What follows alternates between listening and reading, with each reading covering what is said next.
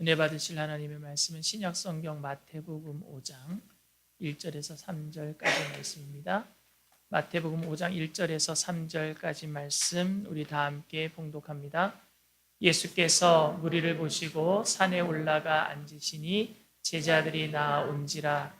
입을 열어 가르쳐 이르시되 심령이 가난한 자는 복이 있나니 천국이 그들의 것임이요. 아멘. 다 같이 한번 따라해 보겠습니다.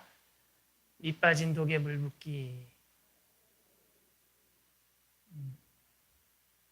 오늘부터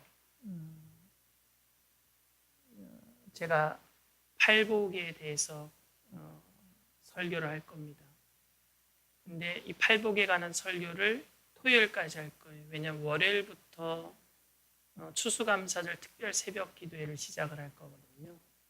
그래서 오늘 첫 번째 팔복에 대해서 이야기를 하는데, 예수님께서 처음으로 설교를 하신 게 산상수훈입니다. 마태복음 5장에 보면은 예수님께서 많은 사람들이 모여 있는 가운데 산에 올라가셔서 설교를 하셨는데, 그 첫 번째 설교가 뭐냐? 팔복이었어요. 8가지 복에 대해서 이야기를 하시는데 얼마나 중요한 얘기냐? 첫 번째 설교로 하신 거거든요. 그래서 기독교의 모든 진리가 이 산상수훈 팔복 강화에 다 들어가 있습니다. 그래서 이번 추수감사절 특별 새벽 예배 기간 동안에 기독교의 진수인 이 마태복음 5장 팔복에 대해서 설교를 할 텐데, 여러분들이 궁금하신 분들은 새벽 예배 나오셔서 말씀을 듣고 또 새벽 예배를 통해서 또 주님께서 주신 은혜를 체험하게 되기를 부탁을 드립니다. 저는 일부러 여러분들을 푸시하거나 특별 새벽 예배니까 꼭 나오십시오라고 말씀을 드리진 않겠습니다. 그러나 여러분들 가운데 한 명이라도 안 나오시는 분들이 나오신다면 저는 그것으로 만족하고 족합니다. 오늘 그 첫 번째 시간으로 밑 빠진 독에 물 붓기란 제목으로 함께 은혜를 나누고자 합니다. 여러분, 달마야 놀자라고 하는 영화를 보신 적이 있나요? 한국 영화인데요. 저는 이 영화를 한 오래전에 봤어요. 그런데 설교에 나오는 예화 때문에 제가 어저께 저녁에 한 번 더 봤습니다. 이 영화는 큰 사건을 저지르고 조직폭력배가 피할 곳이 없어서 숨어 살기 좋은 그 사찰로 이렇게 피신해서 그곳에 있는 스님들과 이렇게 막 그냥 싸우고 하는 그런 에피소드, 좀 코믹한 영화입니다. 조직폭력배들이 이 사찰에 들어갔는데 그곳에 있는 스님들은 이 조직폭력배들이 와서 사찰에 물을 흐린다고 쫓아내려고 하고, 조직폭력배들은 그곳에서 떠나면 안 되기 때문에 숨어 있어야 되기 때문에 어느 한 기간 동안은 거기 있어야 되기 때문에 거기 있겠다고 하고, 그래서 서로 내기를 합니다. 이긴 편의 이야기를 들어주기로. 그래서 서로 잘하는 것, 첫 번째 그 내기가 뭐였냐면 3,000배를 하는 거였어요. 그런데 3,000배는 스님들이 잘하시잖아요. 그러니까 그 중에 조직폭력배 중에 한 사람이 3,000배를 하다가 중간에 지가 나서 쓰러지고 마는데, 스님은 3,000번 절을 해도 끄떡없더라고요. 그러니까 첫 번째 내기는 스님들이 이깁니다. 두 번째 내기는 근데 또 조직폭력배가 이기고, 세 번째 내기 또 스님이 이기고, 네 번째 내기는 또 조직폭력배가 이기고, 이런 식으로 왔다 갔다 하면서 2대2가 됐어요. 동점이 됐어요. 더 이상 우열을 가릴 수 없게 되었을 때 그 절의 주지 스님께서 문제를 냅니다. 이 문제의 해답을 가져오고 오는 팀에게 그 사람들의 그 원하는 대로 이루어 주겠다. 그래서 주지 스님이 낸 문제가 뭐냐? 밑 빠진 독에다 물을 채우라는 거예요. 밑 빠진 독에 물을 채우는데 10분 안에 채우면은 그 팀이 승리하는 거고, 그 팀이 원하는 대로 하면 된다. 그러니까 이 스님들로 이루어진 팀이 어떻게 했냐? 불교식 해법을 얘기합니다. 불교식 해법이 뭐냐? 밑 빠진 독에 사람이 들어가는 거예요. 스님 중에 한 분이 밑 빠진 독 안에 들어가더니 이제 내가 물이 되었으니 물이 가득 찬 겁니다. 이게 불교식 해법이에요. 자기가 물화일체가 돼서 이제 자기가 물처럼 된 거예요. 그래서 독이 채워졌으니, 나로 인해서 물이 채워졌으니 이제 이것이 답입니다. 그러니까 주지 스님이 그건 답이 아니다라고 얘기합니다. 근데 조직폭력배들은 깍두기잖아요. 너무 단순 무식하잖아요. 그러니까 고무신에다가 표주박에다가 물을 갖다가 계속 푸고 한 사람은 밑에서 흘러내리는 물을 주워 담고 그러면서 계속 하는데 거의 10분이 다 흘러가는 거예요. 그런데 조직폭력배 두목이 2분을 남겨놓고 이래서는 독에 물이 안 채워지겠거든요. 그런데 갑자기 생각난 게 있어요. 뭐냐? 연못가가 생각이 난 거예요. 그래서 부하들에게 그 독을 들고 나를 따라와라. 그래서 막 따라갔는데 연못이 나오니까 거기에다가 이 독을 집어 던져라. 던지니까 연못 안에 독이 잠기니까 어떻게 됐어요? 물이 채워진 거죠. 그래서 결국에는 이 조직폭력배가 이겼다 하는 그런 이야기, 그리고 그래서 계속해서 에피소드가 일어나는 이야기인데, 여러분, 사람들의 욕심은 끝이 없는 것 같습니다. 마치 밑 빠진 독에 물을 붓는 것과 마찬가지입니다. 지금 당장 행복한 일이 있다면 잠시 잠깐 행복을 누릴 수는 있겠지만 그 행복한 감정을 영원히 지속시키는 사람은 이 세상에 한 사람도 없습니다. 마치 우리가 누리는 행복은 신기루와 같아요. 여러분, 2002년 늦여름에 모든 한국인들에게 커다란 행복을 가져다 주었던 그 월드컵 여러분들 다 기억하실 것입니다. 한국이 월드컵에 우승한 것도 아니고 단지 4강에 오른 것뿐이었습니다. 국민 각자 개인의 형편이 나아진 것도 아니고 오히려 육신적으로 더 피로했습니다. 왜? 밤새도록 응원했으니까. 그리고 생업에 손해도 본 사람도 있어요. 월드컵 1승하면은 우리 집에 오는 손님들 다 공짜로 먹여주겠다는 그런 가게들 전부 다 그때 손해봤어요. 4강까지 올라가니까 거기에 있는 모든 식당들이 전부 다 오늘은 공짜입니다. 그러니까 손해본 사람들 많아요. 그런데 모두들 즐거웠었습니다. 사람의 행복은 돈, 권력, 명예, 건강 등 외적 여건과는 무관하다라는 것을 전 국민이 동시에 느낄 수 있었던 것이었습니다. 그런데 문제는 4강에서 독일에게 패하자마자 몇 주간 계속되었던 그 기쁨이 바닷가의 모래성이 파도에 휩쓸려서 일순간에 사라지는 것처럼 사라지고 말았습니다. 월드컵 후에 무슨 재미로 살지라고 하는 공포 아닌 공포가 개인적으로 다가왔었습니다. 인간의 행복이 외형적인 조건에 좌우되는 것이 아니라 분명히 내면적인 것이고 정신적인 문제인데도 그동안 누렸던 그 감격과 기쁨이 일순간에 사라지고 마는 것은 무엇 때문일까요? 누구나 할 것 없이 서로 부둥켜 안고 남자와 여자가 서로 처음 보는데도 그 골을 넣었을 때 부둥켜 안고 목청이 터져라고 대한민국 응원했던 그 기쁨은 다시 어느 곳에서도 찾아볼 수가 없었습니다. 그 당시 예수님을 잘 믿었던 사람들은 예수님을 통한 구원의 기쁨을 가지고 살아야 된다라고 말했는지는 모르겠지만 여러분들에게 한번 심각한 질문을 한번 해보겠습니다. 여러분들은 2002년도에 느끼셨던 기쁨보다 그 강도가 더 센 기쁨으로 예수님을 믿고 계십니까? 2002년 전에 한국을 떠나서 미국에 와서 나는 그때 당시 어떤 감격도 모르겠습니다 라는 분들은 모르겠지만 여러분들 세상에 큰 기쁨을 하나 누린 것이 있는데 그것을 생각하면서 지금 그 기쁨보다 더 크게 예수님을 믿고 기뻐하고 있느냐 말입니다. 본문에서 예수님은 분명히 복이 있나니라고 말씀하셨고 또 그 복이라는 용어는 원어상 조금 기쁘고 즐거운 정도가 아니라 절정에 이른 최대치의 행복을 말하고 있는데 예수님 믿으면서 세상에서 내가 기뻤던 것보다 더 기쁨을 가지고 최고의 기쁨을 가지고 믿고 있느냐 말입니다. 그런데 우리는 사실 2002년 한국이 4강에 진출한 그때의 기쁨보다 못한 감정을 가지고 예수님을 믿고 있는 것 같습니다. 물론 불신자들도 2002년 이후에 별다른 기쁜 소식이 없어서 삶에 무기력하기는 마찬가지입니다. 모든 사람이 행복하지 못하고 심지어 성도마저 무슨 일수돈 이자 갚듯이 주의를 마지못해 지키고 있는 10년, 20년을 교회 다녀도 예수 믿는 것이 그렇게 행복하지 못한 이유는 무엇일까요? 저만 그래요? 여러분들은 기쁜데? 그 이유는 여러분 잘못된 행복관을 가지고 있기 때문에 그렇습니다. 행복이 아닌 것을 행복으로 생각하니까 행복이라고 지금껏 추구했던 모든 노력이 허사로 돌아가고 마는 것입니다. 겉으론 믿음이 좋아 보이는 것 같고, 그래서 그 마음속에는 세상과는 상관없이 그렇게 믿고 있는 사람이라고 할지라도 불신자처럼 행복하지 못한 성도들도 많이 있습니다. 일반적으로 사람들은 행복을 단순하게 현실적 행복과 정신적 행복으로만 구분합니다.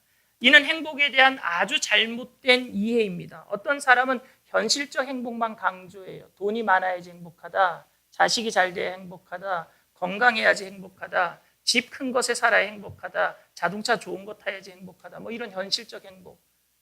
정신적 행복을 강조하는 사람, 그런 거 없어도 된다. 초가삼간에 살아도 그냥 서로 사랑하고 서로 이해하고 살면 괜찮다. 이런 정신적 행복만 강조하기도 합니다. 그런데 여러분, 이 두 가지를 다 강조하더라도 예수님께서 본문에 말씀하시는 최고의 행복, 복이 있나니라고는 상관이 없는 얘기입니다. 독일에 한국이 지자마자 기쁨과 감격이 사그라지는 것은 원래 사람들이 16강에만 올라가기를 원했잖아요. 1승만 하기를 원했잖아요. 월드컵 1승만 해봐라. 그런데 4강까지 올라갔으니 얼마나 감사한 일이냐라고 그 16강까지 올라간 것도 기뻐하지 못하고 4강까지 올라간 것도 기뻐하지 못하고 그 초가 달성한 것을 감사해야지 비난하는 사람들도 있지만 그것은 절대 비난받은 일은 아닙니다. 인간이라면 누구나 당연히 볼 수 있는 반응입니다. 만약 한국이 결승까지 가서 정정당당하게 세계 최강 브라질을 상대로 정말 완벽하게 승리하고 우승했다면 여러분들 어떻게 되었을까요? 임시 공휴일이 선포되고 학교는 휴교를 하고 길거리마다 사람들의 물결로 넘쳐나서 하루 종일 뒤엉켜서 먹고 마시고 춤추고 노래하는 전국적인 축제가 벌어졌을 것입니다. 그런데 문제는 밤새 실컷 놀고 평생 최고로 꿀맛 같은 단잠을 자고 난 그 다음날 아침 느지막하게 일어났을 때 여전히 여러분 행복할까요? 4강에서 떨어진 후 이제 무슨 재미로 사는가 걱정이 앞섰듯이 똑같은 걱정이 수십 배 아니 더 큰 크기로 가슴에 밀려 들어오지 않았을까요?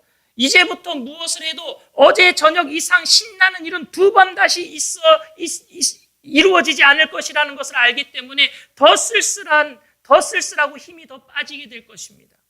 이런 현상은 사람이 간사하거나 심성이 약해 빠져서가 아니라 인간이라면 누구나가 다 갖고 있는 자연적인 본성일 뿐입니다. 여러분, 행복이 영어로 뭐예요? 해피니스죠. 해피니스. 이 단어는 어떤 일이 발생한다라고 하는 happen에서 유래한 단어이죠. 그래서 어떤 좋은 일이 발생하면 행복한 것이고 발생하지 않으면 행복하지 않다라는 의미가 내포되어 있습니다. 일반적으로 이 세상에 사는 사람들이 가지고 있는 행복의 실체를 규명해 주는 말이기도 합니다. 무슨 일이 일어나야지만 행복한 거예요. 좋은 일이 일어나야지만. 한 달 수입이 500불만 늘어도 행복해집니다. 목사인 저도 500불이 사례비가 늘어나니까 행복했어요. 그런데 500불 늘어난 수입 때문에 여전히 기쁘냔 말입니다. 아니요, 아이들은 더 커가고 돈 들어갈 곳은 더 많아지고 기쁘기는커녕 오히려 짜증만 납니다. 그렇다면 인컴이 10만 불 이상이면 행복합니까? 자신의 격에 맞는 자동차를 타야 되고 집도 사야 하고 여행도 다녀야 하는데 돈이 턱없이 부족합니다. 사람들이 이렇게 반응한다고 해서 간사하다든지 욕심이 끝도 없다고 매도할 문제가 여러분 아닙니다. 사람들이 행복하지 못한 것은 돈이 적거나 많거나 그런 것보다도 잘못된 행복관을 가지고 있기 때문입니다. 행복을 계속해서 새로운 일이 일어나야 한다라고 생각하는 한 여러분 절대 행복해질 수 없습니다. 월드컵 1승, 16강, 8강, 4강까지 가는 동안에 계속해서 기뻐할 수 있었던 것은 기뻐할 수 있는 일이 계속 생겼기 때문에 기뻐했던 것이죠. 그 일이 멈춰지니까 행복해지지 않지 않습니까? 우승을 하고 축제를 즐긴 그 다음날 아침처럼 행복하지 못한 것은 더 이상 기뻐할 일이 안 일어나기 때문에 여러분 본성적으로 모든 사람들은 결국 무엇인가 어떤 신나는 일이 일어나야지만 해피해집니다. 우리 교회 새벽에 나오시는 분들은요, 새벽 기도 나오시는 분들은요, 얼굴이 다 밝아요. 너무 기쁩니다. 그런데 대부분 다른 교회 새벽 예배에 참석하시는 분은요, 얼굴이 죄송합니다. 죽상입니다. 왜냐하면요, 골치 아픈 일들 때문에 기도하러 나오시는 분들이 많거든요. 현재 잘 나가고 있는 사람들은 거의 새벽 예배에 나오지 않습니다. 기쁜 일이 많은데 새벽 예배까지 나와서 기도할 이유가 없습니다. 40일 작정 새벽 기도에 개근하거나 금식 기도원에 가서 울부짖는 사람들은 믿음이 좋아 보일지는 몰라도 행복과는 거리가 멀어 보이는 것처럼 그 얼굴에 늘 수심이 가득 차 있습니다. 어떤 기도 제목이든 붙들고 계속 억지로 참고 기도하다가 천신만고 끝에 겨우 응답되면 그때 가서야 얼굴이 조금 펴집니다. 얼굴이 펴지면은요, 그리고 교회도 안 나와요.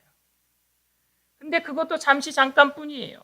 새벽 기도하는 동안에 새벽 기간을 한동안 쉬다가 몇 달 안 가서 어느 날 또다시 죽상을 하고 나타나는 집사님의 얼굴을 보면은요, 담임 목사님의 가슴은 철렁합니다. 또 무슨 일이 벌어졌지? 성도가 기도가 응답되어야 겨우 힘을 얻고 기뻐할 수 있다면 단지 종교적으로 치장했을 뿐이지 반드시 어떤 기쁜 일이 일어나야만 행복해지는 세상 사람들의 행복관과 다를 바 없습니다. 현실적 문제뿐만이 아니라 심지어 영적 차원에도 마찬가지입니다.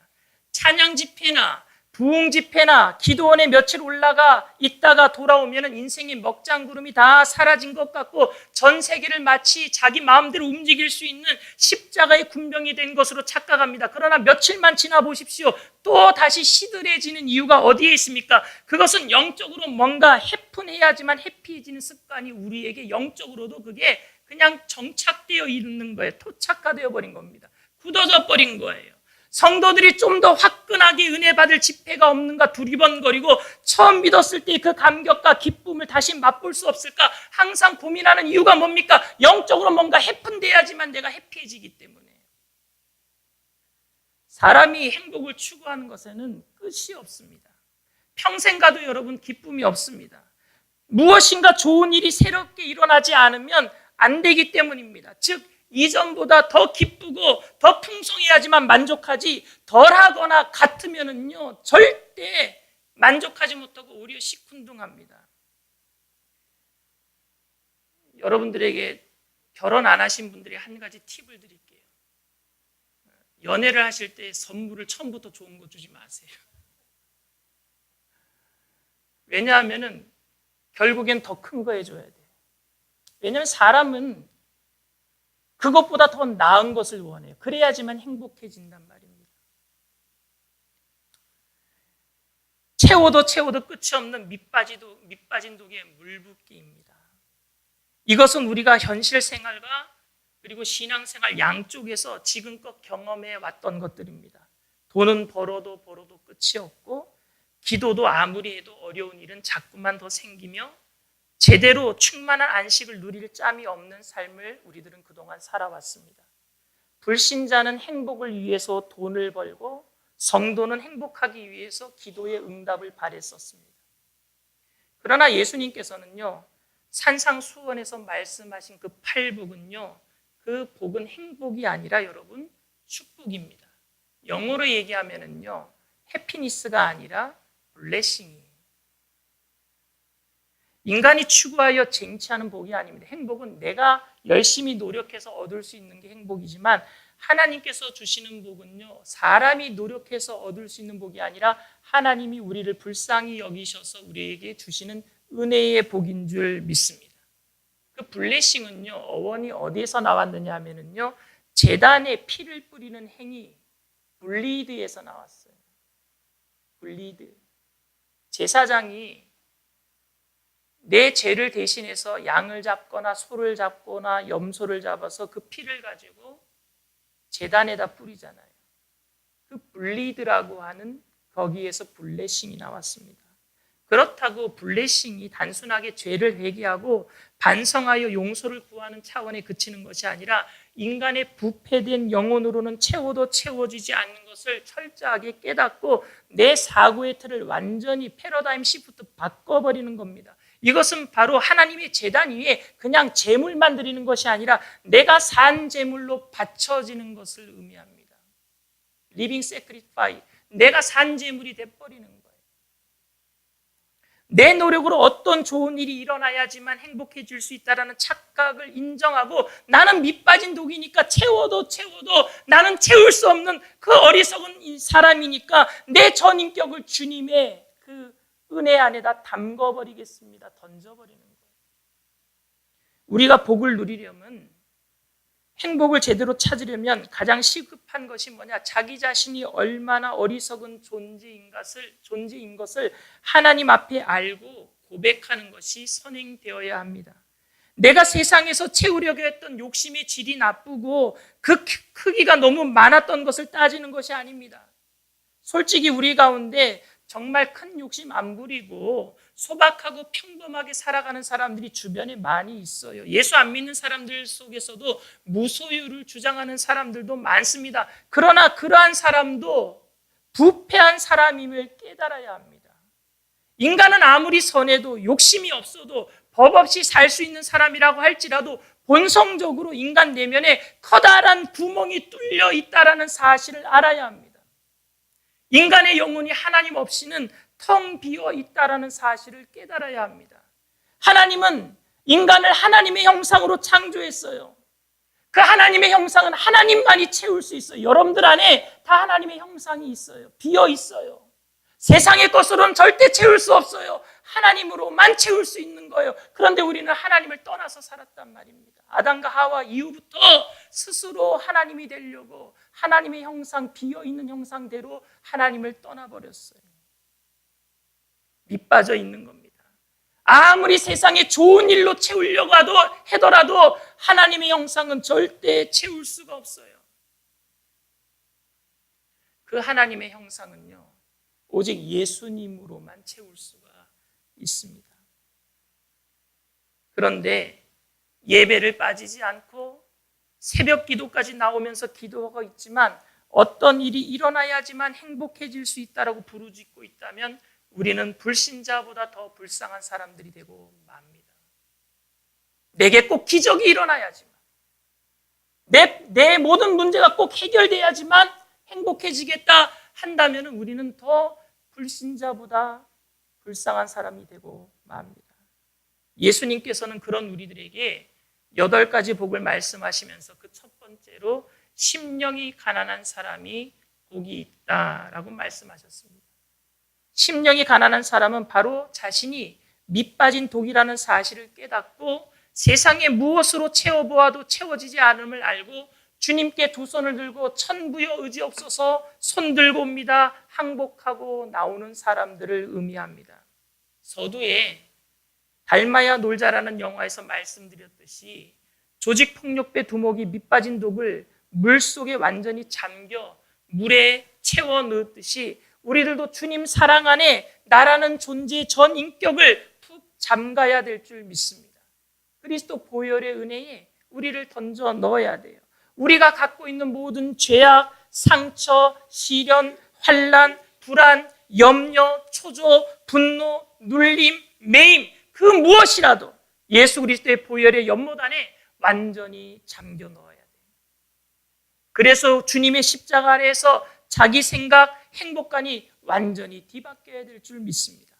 아무리 좋은 일이 많이 일어나더라도 그것으로는 내 갈급한 심령이 채워지지 않는다는 것을 깨달아야 합니다. 내 자신이 너무 보잘것없고 죄악투성이며 밑빠진 독과 같은 인생임에도 불구하고 나를 사랑하시고 감싸 안으시는 은혜의 호수를 준비해 주신 주님을 만나야 합니다.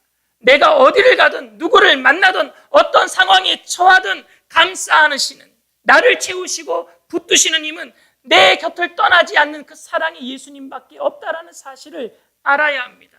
그 십자가의 은혜 안에 우리가 들어가야 될 줄 믿습니다. 사랑하는 성도 여러분, 우리에게 기쁘고 좋은 일이 일어나든 안 일어나든 심지어 환난과 고통과 상처와 분노 속에 나날이 지새는 것 같아도 예수님의 은혜의 웅덩이 속에 있다면 기쁨, 감격, 희열이 넘쳐날수록 평강과 위로가 넘치게 될 줄 믿습니다.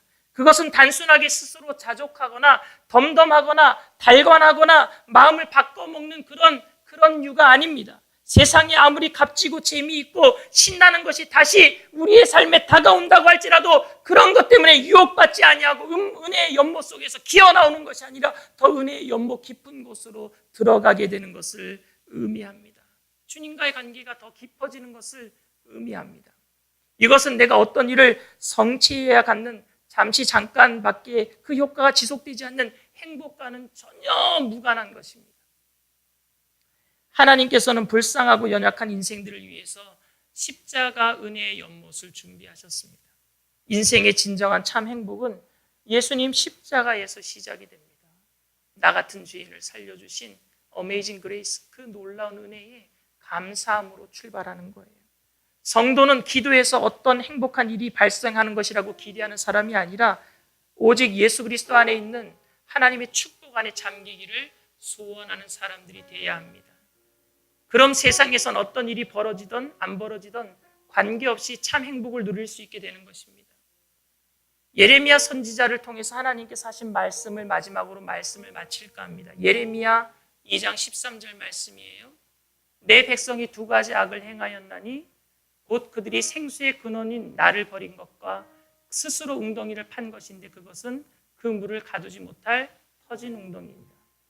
아담과 하와 이후에 사람들은 스스로 하나님을 떠납니다. 하나님의 생수의 근원이에요. 웅덩이에요. 생명의 근원이 되십니다. 그런데 그 생수를 버렸기 때문에 갈급함이 있어요. 그러니까 자기가 그 갈급함을 해결하기 위해서 웅덩이를 하나 마련했어요. 근데 그 웅덩이는 터진 웅덩이에요. 두 가지 악, 첫 번째 하나님을 버린 것, 두 번째는 내가 우상으로 내 것을 채워넣으려고 했는데 근데 그것으로는 채워지지 않는다라는 거예요. 오늘 여러분들은 어떻게 살고 계십니까? 행복하십니까? 예수 믿고 행복하십니까? 그 얘기는 여러분 예수 믿고 어떤 새로운 일이 벌어졌습니까가 아니라 예수 믿고 정말로 그 축복을 받아 누리고 있습니까? 하늘의 복을 누리고 있습니까? 오늘 우리가 그리스도의 은혜에 잠기게 되기를 바랍니다. 그 구원의 은혜, 세상에 찰나적이고 익스파이어 데이시 써가지고 유효기간이 끝나면 사라져버릴 것 같은 그런 축복이 아닌 영원히 지속되는 그 은혜 가운데 들어가게 되기를 바랍니다. 그거는 영원한 생명을 얻은 사람들이 얻을 수 있는 진정한 축복인 줄 믿습니다. 그 복으로 세상 사람들은 가져서 기쁘고 즐거운 일이 있어서 기쁘지만 우리는 그런 것들이 없더라도 그 복 때문에 너무 기뻐서 세상 사람들에게 정말로 진정한 행복을 전할 때에 세상 사람들이 볼 적에 예수 믿는 사람들은 달라도 뭐가 다르다라고 느끼게 될 줄 믿습니다. 근데 우리가 세상 사람들에게 가져서 행복하고 못 가지기 때문에 꼭 똑같이 불안해한다면 예수 믿는 사람들은 똑같다 그래서 교회에 대한 기대감도 사라지게 만들 거예요. 우리 때문에 예수님이 영광 받으실 수 있고 우리 때문에 예수님이 욕먹을 수 있어요. 저와 여러분들 모두가 진정한 그리스도의 복을 받게 되기를 바랍니다. 그러기 위해서는 먼저 우리 자신이 밑빠진 독이란 사실을 알아야 돼요. 아무리 채워넣어도 만족함이 없는 그 밑빠진 독과 같은 인생, 주님 앞에 나아갑니다. 은혜의 보혈 앞에 나아갑니다. 보혈로 정결케 하시고 살아가는 제물이 되게 하여 주시옵소서. 저와 여러분 모두 다 살아가는 제물로 하나님의 그 블레싱으로 그 축복으로 이웃들에게 흘러넘치는 복의 통로로 쓰임받게 되기를 주님의 이름으로 축원을 드립니다.